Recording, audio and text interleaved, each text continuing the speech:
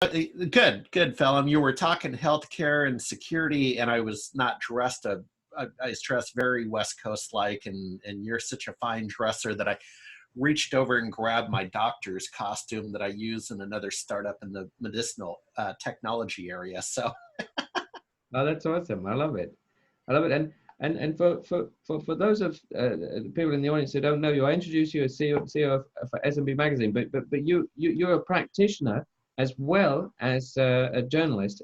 You actually been there, done that. Could you tell everyone a bit about your journey? Not a medical practitioner. No, thank you. No, I'm not a medical practitioner. Sorry, yeah. Only on YouTube. Yeah, only on YouTube do I play a doctor. But it's my booth costume. But Harry Brelsford, SMB Nation, I direct a community, a 20-year-old community, and we're often confused. I take it as a compliment for Spiceworks. So if you've heard of Spiceworks out of Austin, Texas, a very large 5 million member IT pro community. We behave the same way, but it's for MSPs, channel partners, now called resellers. But Phelan, in my day, they were called computer guys. And it all started, I'm working on my 23rd book, but I've written 22, and it all I'll just pick one, but it really all started with, in the late 90s, Windows Secrets. So Windows Secrets from IDG. And that launched my career in film. Then I'll go back on mute, but that launched my career where my niche was with small business server. And this was one of my early books on that. So today, SMB Nation live and kicking. Obviously, some of those products went away, but we're driving the conversation forward with infrastructure, security, cloud, and startup opportunities. So thinking outside the box. Back to you, Phelan. Yep, perfect. No, that's awesome. And what's nice is, we like to combine the S&P world, not the S&P, sorry, the S&P 500 is on my mind. We like to combine the MSP world with the MSS world, with the end user world. Today we're virtually in New Mexico, and obviously that gives us an opportunity to bring you together. Joshua and you have worked together before.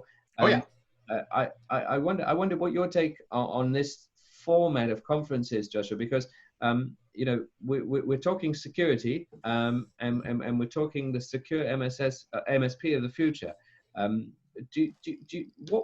What's your vision for the secure MSP of the future? Well, for one thing, we have to eat our own dog food, cat food, and everything else that we vend.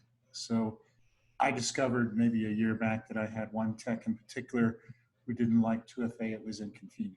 I had another tech who felt that we were making it too difficult to access our firewalls for remote management by locking them down to an origination IP address to be managed from, and things like that. And it took a lot of heart-to-heart and part-to-part discussions to make them understand that there's no room for negotiation, because the MSP of the future is the ingress point of the future, who's also would probably end up being the defendant of the future and eventually the early retirement of the future. If we don't absolutely batten down the hatches, we're in trouble. So we really have to practice everything we preach. We have to work harder to deploy and disseminate the methodologies, practices, and products that we talk about. I restructured our MSP stack, so even at the bottom level, everybody's getting, of course, they're getting all the RMM tools, patching and alerting and monitoring stuff, but they're getting EDR endpoints, so very advanced endpoints with activity monitoring and a SOC backup. They're getting DNS filtering, and they're getting end user training and dark web alerting. Just so we have, that's what I consider the most basic package. Now that's ahead of the fact or behind the fact that they all have a UTM firewall that's 6th or current generation and fully supported, and they all have fully supported operating systems without any exceptions ever. And unfortunately, it's turned me into Dr. No. There's just so many things people want to do to cut corners, but honestly, if we let that happen, they would cut corners to the point where we were now in a circle. And we can't cut corners like that. There's just none left that can be cut. admittedly, we don't do everything. We have 2 more tiers of security services, 4 more services each. But at the very least, we make sure it's a secure site. And by the way, I skipped the most important part for some people of security, which is image-based snapshot backup with automated replication off-site. Because sometimes you miss the bar and you're going to fall, and without a safety net, people hit the ground. And we just can't do that. The problem is, of course, and I think people on our panel talked about the fact that businesses can't or won't budget for this. And unfortunately, what I've learned over the years more than anything else is the name for clients like that is other people's clients. Bad, I mean, it helps keep me from growing too fast. We have a boutique operation, but we have a really nice boutique, and we have a really stable and happy staple of clients, at least so far. So far, so good, as they like to say. Well, Joshua, you hit upon something that I listen to Harry talk about quite a lot, and Harry and I talk about sometimes.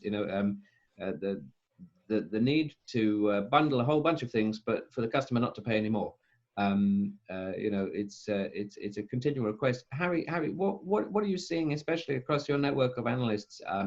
Are people finally accepting they need to not just bundle some sort of phishing or barracuda or something to their customers, but something for themselves? Are they starting to see that, Harry?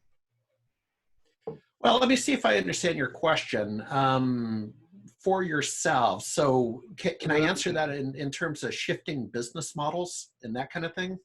Well, no. So you have great conversations with analysts each week, and in the past it's been more easy to say, right, bundle this product for your end customer because that will secure them.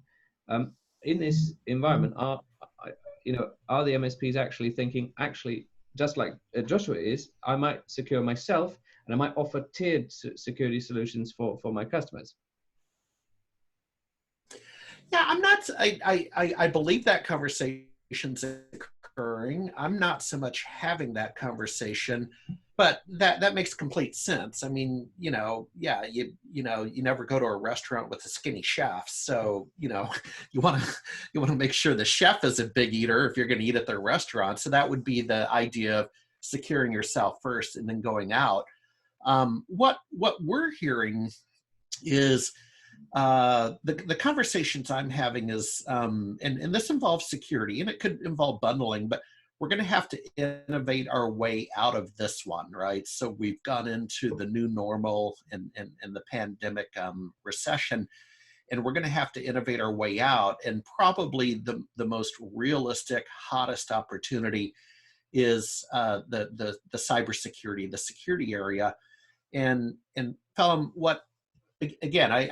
I'm looking at my deck this morning from a planning call that was in fact on cybersecurity. And what frustrates me about my audience is they're not thinking big enough. So when they think maybe security and let's just take remote work and remote office setup, they're completely missing the one-to-many relationship of EDU or education. So for this one white-collar professional who's been set up securely by my MSP, if you will, by analogy, we're forgetting about the school district and the 3 kids downstairs, okay, and working with the school district. So probably not the answer you were looking for, but I'm frustrated that A, we got to innovate our way out of this, and B, we're not thinking big enough, okay?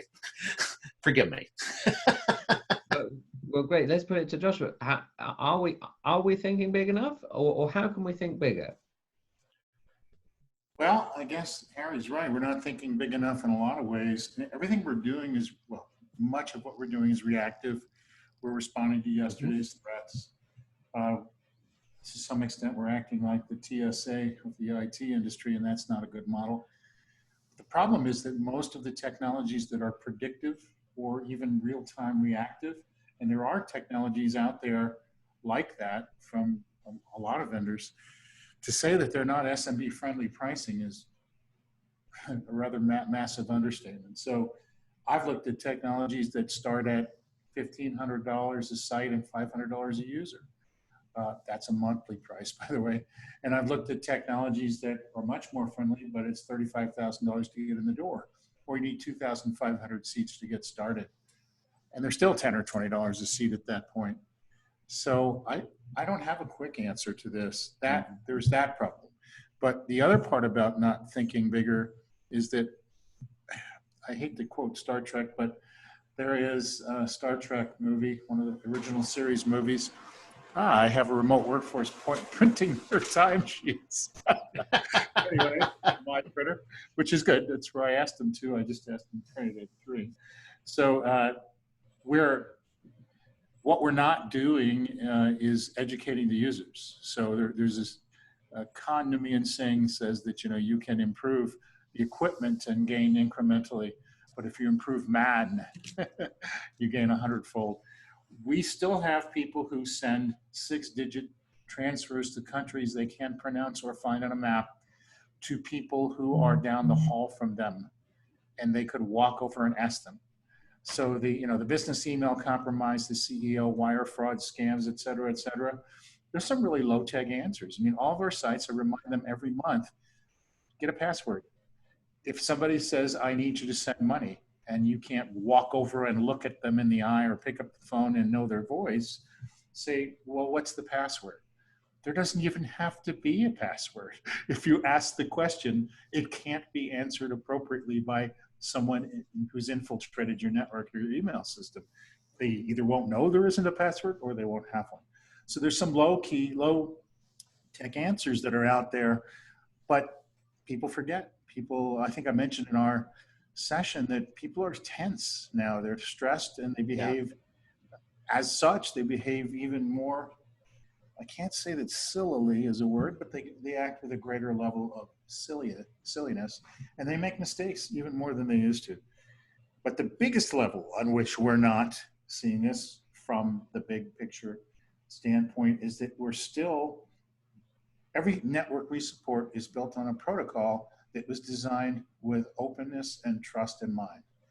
And we all talk about zero trust, or all IT security people always talk about zero trust, but there is no practical road to zero trust for any SMB. And again, I'm focusing on SMBs. I define them as 100 users or less, typically no IT department, or maybe 1 or 2 players that can see blinky lights and plug in cables, occasionally somebody better, but for the most part, we're their IT department.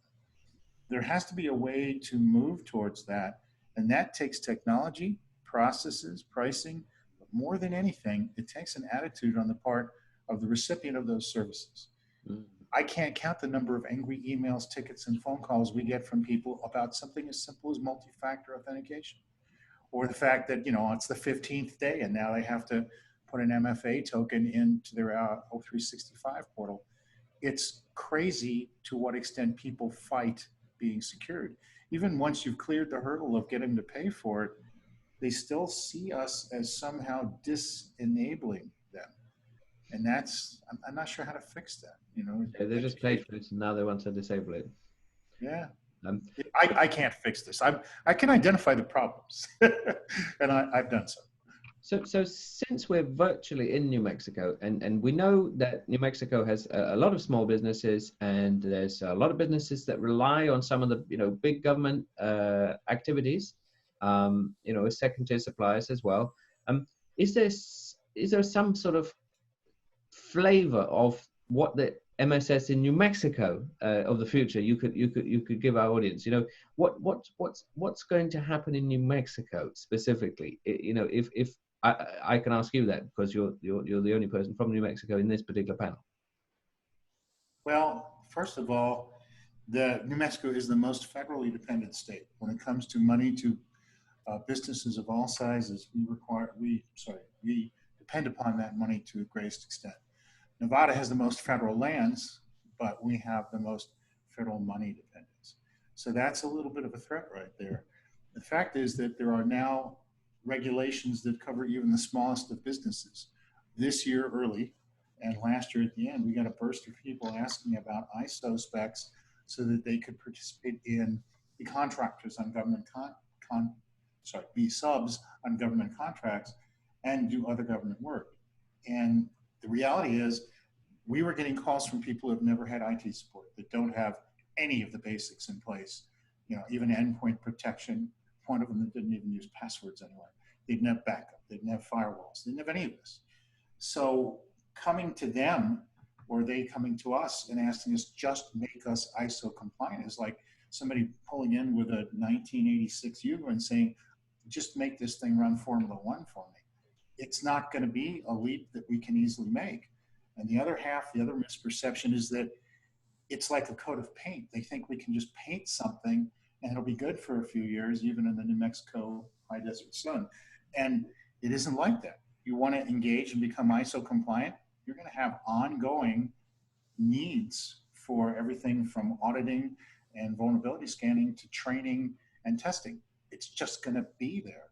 So there's this huge leap to make, and I don't see most businesses making that leap. I think what's going to happen is they'll fake it, the way the doctors have around HIPAA, which is an absolute abomination in New Mexico. Virtually no medical professionals, at least smaller firms, have anything in place, even firewalls. And that's been that way for 15 years, and I pretty much gave up on that market.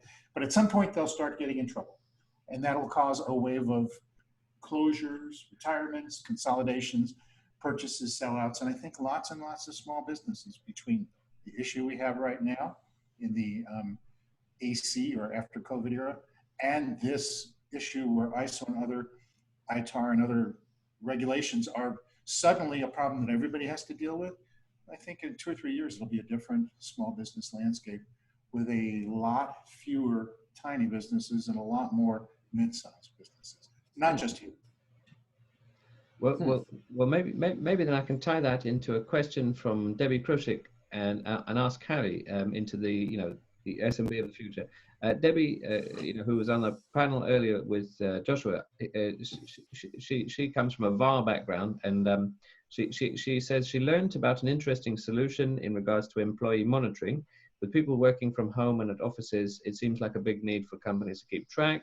Is it a good offering for MSPs? Harry, what do you think?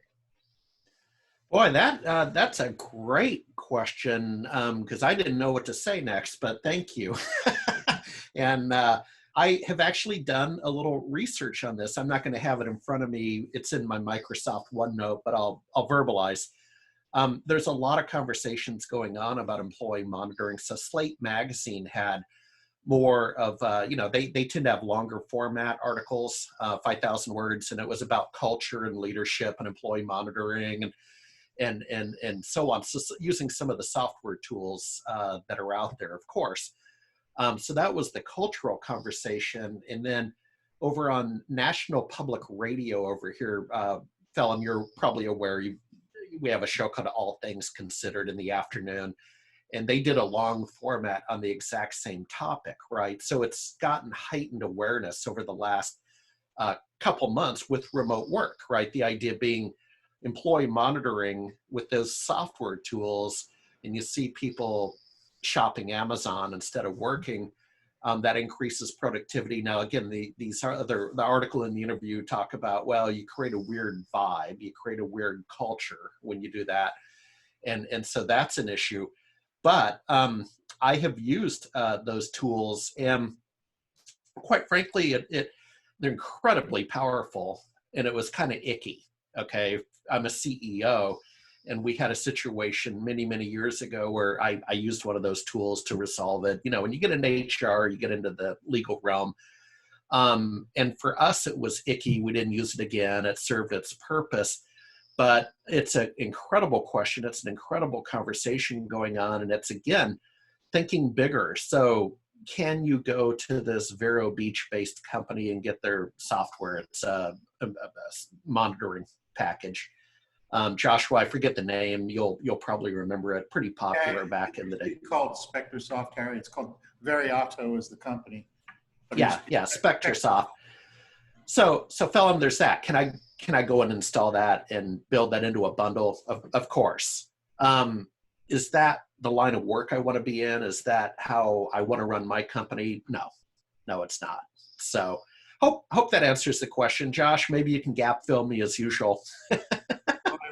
I will say the same thing I tell all of my clients, that whether they want people to behave appropriately at work or they want to monitor what they're doing, first of all, you have to promulgate policies. You know, if you tell people, I've had clients over the years, especially law firms, that say, I want to fire this guy for, and the first question is, okay, have you established that that's unacceptable behavior?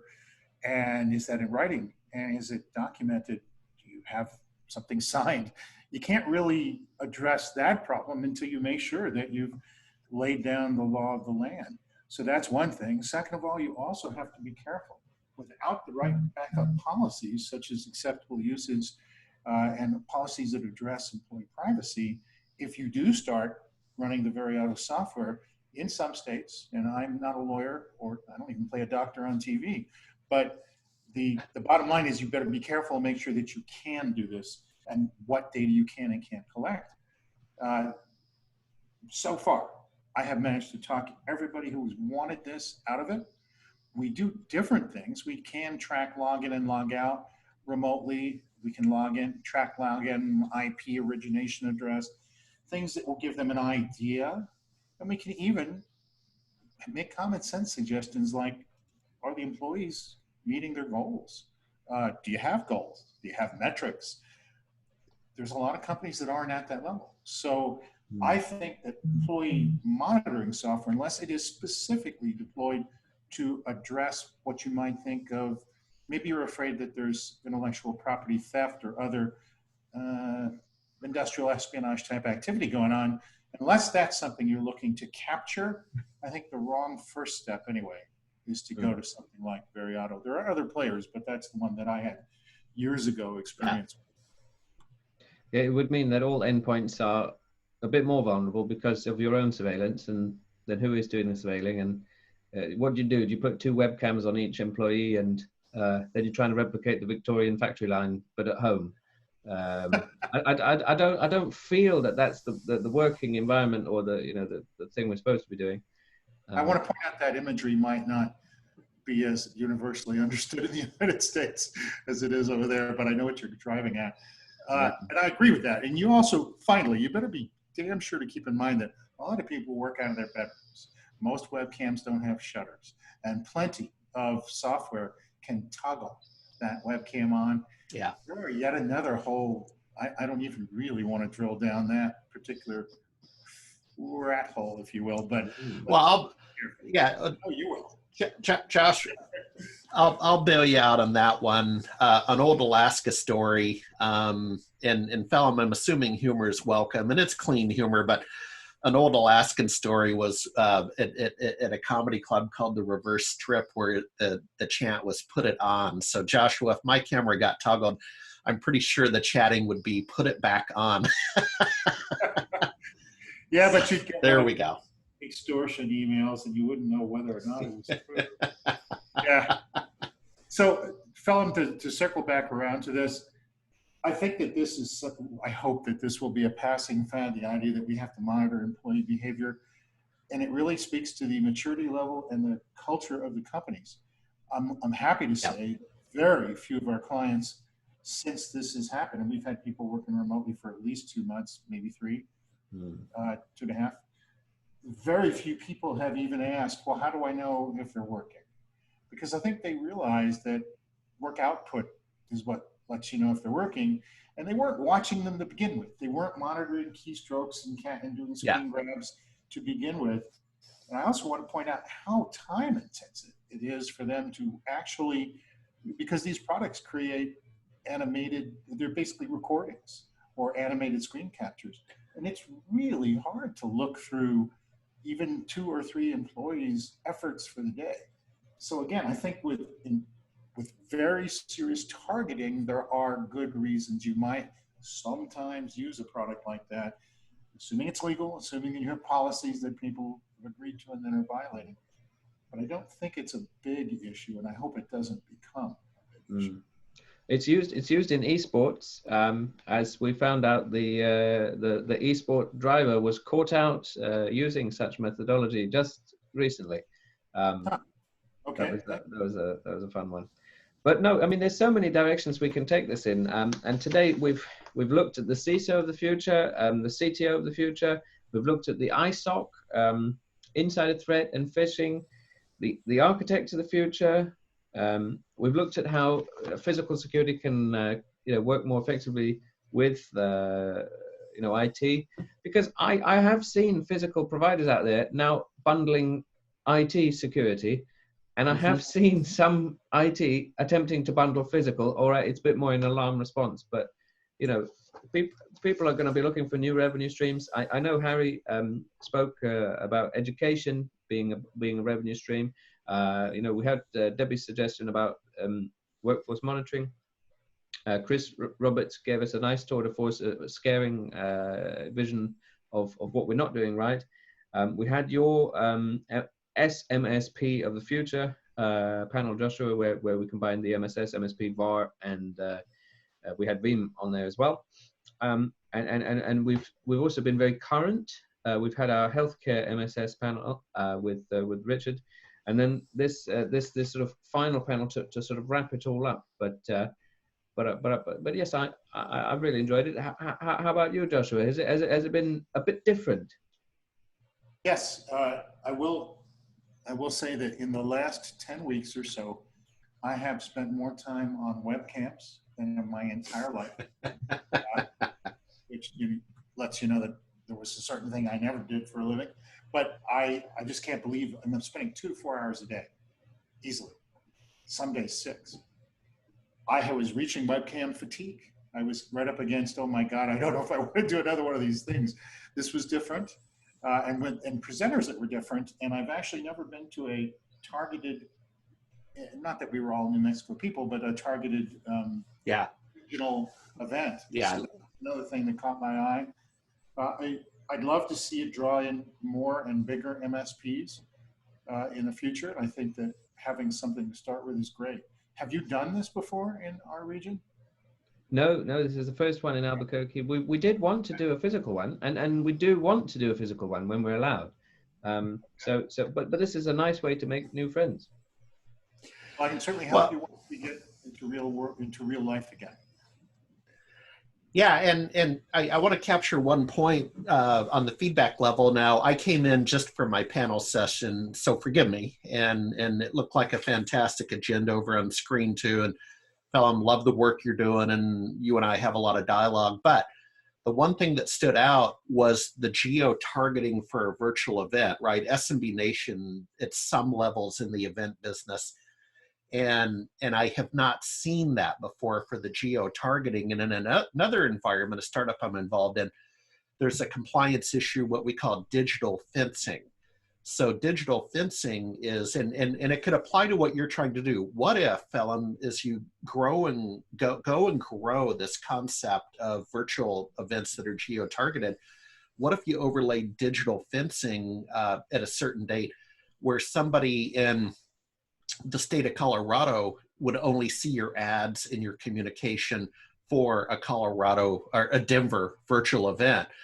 I understand. I'm in Seattle and I'm at your event in Albuquerque. Joshua's actually in Albuquerque, but I want to track your so I applaud what you're doing, and I want to track your progress as maybe you see ways to take it up to the next level and maybe consider digital fencing.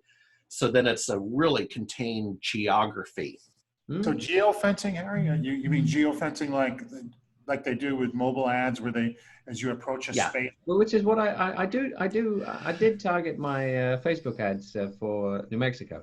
No, I get it. Yeah, I was talking more in the compliance area where you're not allowed to see an ad for a substance that may not be legal in a different state. So you're not allowed to advertise. I'll leave it at that. I see what you mean. Oh, I know, and I know you work in another field which is not welcome in all states. So yeah. I see what you mean. I'll leave it there. Yeah, but no, this is a lovely way to round it up. We still got some very nice active participants in the audience. Chris Story, he's got a nice sentiment, challenges security versus convenience.